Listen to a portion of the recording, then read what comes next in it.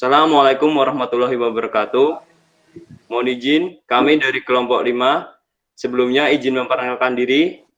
Saya Arif Fitri Marjoko, NPT 41180011. Nama saya Daniel Dika Feranda Putra, NPT 41180013. Saya Harits, NPT 41180020. Saya Trisna Rifana Fauzia, NPT 41180028. Saya Wangsa Warsana Satria Wiwapunik, NPT 41180029. Di sini kami akan menyampaikan tentang the model 43i trace level enchanted SO2 analyzer.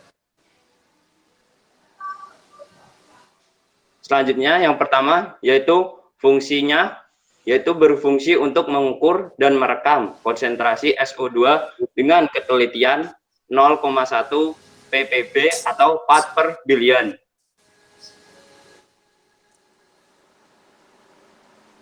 Selanjutnya bagian-bagian alat. Alat ini terdiri dari yang pertama sistem pendeteksi, selanjutnya transducer aliran, transducer tekanan, selanjutnya yang keempat hidrokarbon kicker, yang kelima catur daya lampu fotometer, keenam foto multimeter tube, yang ketujuh fluorescent chamber, yang kedelapan condensing lens, yang kesembilan pompa penghisap udara sampel, yang kesepuluh kapilari. Selanjutnya bagian yang ke-11 yaitu fotodetektor, 12 sampel dan exhaust bulkhead atau keluaran sampel, selanjutnya 13 atau band pass filter, 14 optical chamber, yang ke-15 input output port. Sistem kerja alat. Model 43i trace level enchanted beroperasi dengan prinsip bahwa molekul SO2 menyerap sinar ultraviolet dan memiliki energi lebih pada panjang suatu gelombang. Kemudian meluruh ke tingkat energi yang lebih rendah, yang kemudian memancarkan cahaya UV pada panjang gelombang yang berbeda. Sampel ditarik ke dalam analyzer melalui sekat sampel. Sampel mengalir melalui hidrokarbon kicker yang menghilangkan karbon dari sampel dengan memaksa molekul hidrokarbon meresap melalui dinding tabung. Molekul SO2 tidak berpengaruh pada proses hidrokarbon kicker ini. Selanjutnya, sampel kemudian mengalir ke ruang fluorescence, di mana sinar UV yang meluas mengisi energi molekul SO2. Lensa kondensasi memfokuskan sinar UV yang meluas ke dalam unit cermin. Rakitan cermin berisi 8 cermin selektif yang hanya memantulkan panjang gelombang yang akan mengisi energi molekul SO2.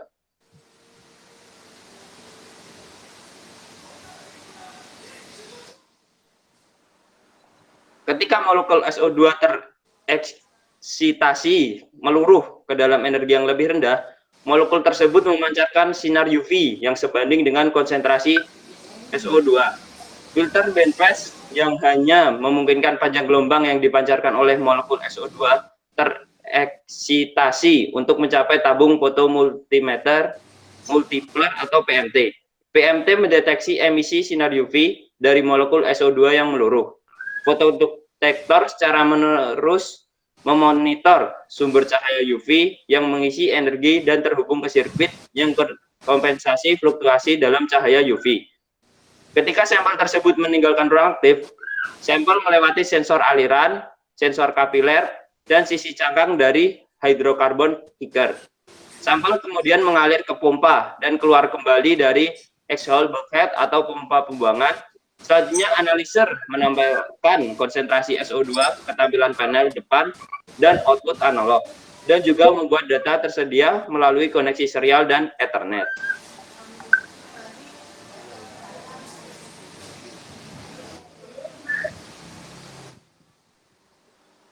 Baik, selanjutnya itu ada cara instalasi alat. Yang pertama itu ada hubungkan garis sampel ke sekat sampel di panel belakang. Pastikan bahwa garis sampel tidak terkonsentrasi oleh bahan yang kotor. Selanjutnya itu basahi dan tidak compatible. Panjang turbin harus kurang dari 10 kaki. Yang kedua itu hubungkan sekat exhaust ke ventilasi yang sesuai. Panjang garis knalpot harus kurang tinggi dari 10 kaki. Yang ketiga itu ada sambungan perangkat rekaman yang sesuai ke konektor panel, dan lihat di bab operasi untuk informasi lebih lanjut tentang input-output panel belakang. Selanjutnya, colokan instrumen ke stop kontak dengan tegangan dan frekuensi yang sesuai. Selanjutnya, ada standar penempatan alat. Yang pertama pada bench. Diletakkan pada bench termasuk pemasangan kaki, pegangan trim samping panel depan. Yang kedua, pada EAI, rak dipasang pada rak EAI termasuk pemasangan slide. Dan pemasangan pegangan panel di depan rak IAA. Yang ketiga, itu pada rak retrofit, dipasang pada rak thermo atau bukan EA, termasuk pemasangan slide dan pemasangan pegangan pada panel depan rak retrofit. Selanjutnya itu, syarat agar alat berfungsi dengan baik.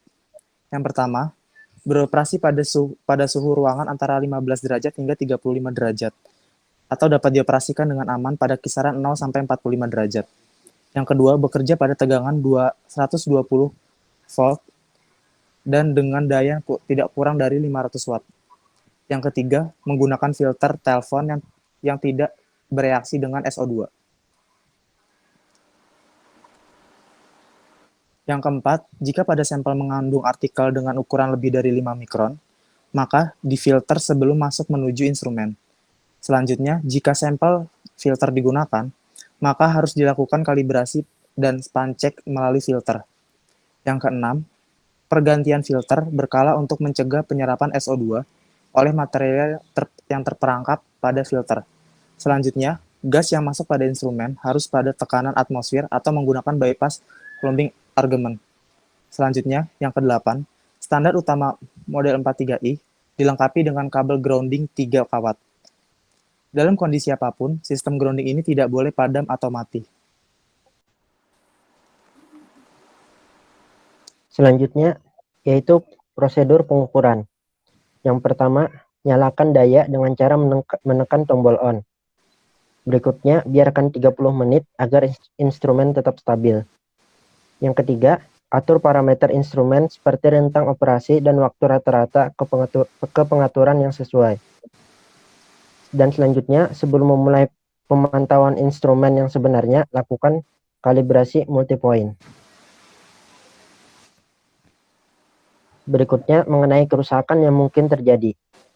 Yang pertama, itu ada konfigurasi power yang salah, display tidak menyala, instrumen menyala dan display fungsi menyala, tetapi pompa tidak bekerja. Berikutnya, tidak bisa melakukan zero instrumen. Berikutnya, ada sinyal latar belakang yang mengganggu proses sampling zero. Selanjutnya, kesalahan zero air system, membutuhkan SO2 scrubber baru dan perawatan. Berikutnya ada instrumen tidak menghisap span gas. Yang kedelapan, span gas mengandung SO2, NO atau hidrokarbon yang mengkontaminasi sistem. Yang kesembilan, kontaminasi internal dan eksternal oleh kotoran. Berikutnya, kegagalan hidrokarbon kicker. Berikutnya tak ada respon dari span gas. Yang ke-12, zero atau span tidak stabil. Yang ke-13, tidak ada respon pada sampel gas terindikasi tanpa alarm. 14, kegagalan PMT. Yang ke-15, noise berlebihan atau lonjakan pada output analog. Yang ke-16, respon waktu berlebihan. Berikutnya, sinyal analog tak sesuai nilai harapan. Yang ke-18, fluktuasi flow meter. Ke-19, kegagalan heater. 20, tidak menyala karena kendala pada daya utama. 21, tidak ada output atau output sinyal terlalu rendah. Dan yang terakhir, output tidak presisi. Selanjutnya adalah perawatan alat. Yang pertama, bersihkan case bagian luar dengan kain basah. Kemudian, selalu cek pada bagian konektor, fitting yang mungkin longgar, dan saluran aliran yang mungkin tersumbat debu. Yang ketiga, memeriksa dan mengganti kapiler jika bermasalah pada aliran saluran. Yang keempat, fan filler fan filter yang terletak di panel belakang harus dibersihkan pada interval 6 bulan. Yang kelima, mengganti filter sampel. Jika sampel pra-filter digunakan, maka dicek secara rutin jika ada debu dan partikulat lainnya. Yang keenam, periksa sumber tegangan flash. Jika tegangan 1200 volt, maka perlu mengganti lampu atau menyesuaikan kontrol tegangan lampu sirkuit. Yang ketujuh, lakukan tes kebocoran apabila aliran kurang dari 0,35 LPM. Yang kedelapan, mengecek secara rutin pada pompa dan mengganti pompa apabila diperlukan. Selanjutnya adalah cara kalibrasi alat. Kalibrasi multipoint. Jika alat dilengkapi dengan opsional zero atau span dan katup sampel, hubungkan gas zero dan span ke panel belakang yang berlabel zero dan span, atau hubungkan sumber udara zero ke sampel bulkhead. Dengan catatan tidak menggunakan nitrogen untuk udara zero. Pada menu kalibrasi terdapat tombol panah ke kanan yang digunakan untuk mengaktifkan katup zero dan span. Pada sudut kiri bawah pada layar digunakan untuk menunjukkan mode mana yang akan diaktifkan. Mode zero, span, atau sampel. Yang kedua, untuk memastikan bahwa udara zero sedang diukur pada tekanan atmosfer, periksalah bahwa aliran udara zero yang dianalisis sekitar 0,5 LPM. Udara zero yang sebenarnya harus 0,8 atau lebih. Jika berlebih, maka akan mengalir keluar dari bypass atmosfer. Yang ketiga adalah memantau pembacaan udara zero dan menunggu pembacaan sampai stabil. Yang keempat, dari menu utama, pilih kalibrasi untuk menampilkan menu kalibrasi. Yang kelima, pada menu kalibrasi, tekan panah ke kiri untuk menampilkan SO2 pada layar. Setelah 10 menit pembacaan udara zero stabil, tekan panah ke kiri untuk mengatur pembacaan SO2 untuk udara zero. Lalu pada layar terdapat pesan saving, dan pembacaan SO2 telah ditambahkan pada koreksi. Kemudian, yang keenam, lalu kembali ke menu kalibrasi. Lalu hubungkan sumber kalibrasi gas ke sekat sampel. Kalibrasi konsentrasi gas harus sekitar 80% dari skala penuh. Yang kedelapan, untuk memastikan bahwa kalibrasi gas sedang diukur pada tekanan atmosfer, cek bahwa aliran sampel pada analyzer mendekati 0,5 LPM. Sampel aktual aliran udara harus 0,8 atau lebih. Jika kelebihan akan keluar melalui bypass atmosfer. Yang kesembilan, lalu tunggu sampai kalibrasi gas sampel stabil. Lalu tekan kursor untuk memindahkan kursor ke koefisien SO2. Lalu tekan tombol ke kiri untuk menampilkan layar kalibrasi SO2. Lalu pada layar terdapat pesan setting dan pembacaan SO2 telah ditambahkan pada koreksi. Pada zero atau span check, prosedur ini dilakukan bisa kapan saja untuk memeriksa keakuratan dari alat itu sendiri. Dalam hal ini, konsentrasi gas span harus antara 70 sampai dengan 90% dari skala penuh. Pengecekan ini dilakukan setiap hari dan harus diukur terlebih dahulu sebelum alat melakukan penyesuaian. Berikutnya ada pengukuran yang perlu dilakukan. Nomor 1, melakukan pengaturan ring pengukuran gas unit.